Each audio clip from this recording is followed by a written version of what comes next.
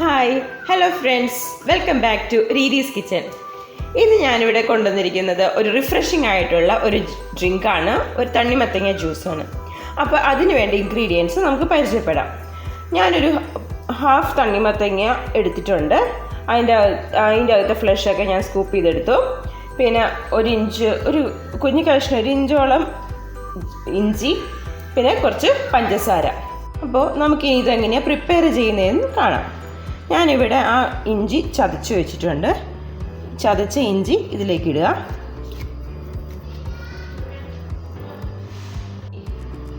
ഇഞ്ചി ചതച്ച് ഇട്ടു. ഇതിലേക്ക് ആവശ്യത്തിന് പഞ്ചസാര ചേർക്കാം. തണ്ണിമത്തങ്ങ മധുരം ഉള്ളത് കൊണ്ട് നമുക്ക് ആവശ്യമുള്ള പഞ്ചസാര ചേർത്താൽ മതിയാവും.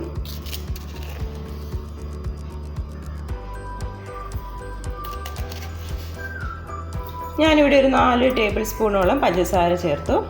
നമുക്കിതെല്ലാം നല്ലോണം ഒന്ന് ഇളക്കി എടുക്കാം. അങ്ങനെ ഭയങ്കര റിഫ്രഷിംഗ് ആയിട്ടുള്ള ഒരു തണ്ണിമത്തങ്ങ ജ്യൂസ് ഇവിടെ റെഡി ആയിട്ടുണ്ട്. ഇത് നമുക്ക് വളരെ എളുപ്പത്തിൽ ഉണ്ടാക്കാൻ പറ്റുന്നതാണ്. മാത്രമല്ല, ഈ ചൂട് സമയത്ത് നമ്മുടെ ബോഡി ഒന്ന് തണുപ്പിക്കണം എന്നുണ്ടെങ്കിൽ ഈ തണ്ണിമത്തങ്ങ ജ്യൂസ് നല്ല ബെസ്റ്റാണ്. ഇതപ്പോൾ എല്ലാവർക്കും ഇഷ്ടപ്പെടും. ഇതിൽ വലിയ ഇൻഗ്രീഡിയൻസ് ഒന്നുമില്ലല്ലോ. തണ്ണിമത്തങ്ങയും പിന്നെ ഒരു കുഞ്ഞു കഷ്ണം ഇഞ്ചി ചതച്ചതാണ്. ഇഞ്ചി എന്ന് പറയുന്നത് നമ്മുടെ ഡൈജസ്റ്റീവ് സിസ്റ്റത്തിനൊക്കെ നല്ലതാണ്. അപ്പം ഇഞ്ചിയും തണ്ണിമത്തങ്ങയും ഒക്കെ കൂടെ ചേരുമ്പം നല്ല ഒരു കൂളിംഗ് സെൻസേഷൻ ആയിരിക്കും നമ്മുടെ ബോഡിക്ക് തരിക. അപ്പോൾ ഇതെല്ലാവരും ഉണ്ടാക്കി നോക്കുക.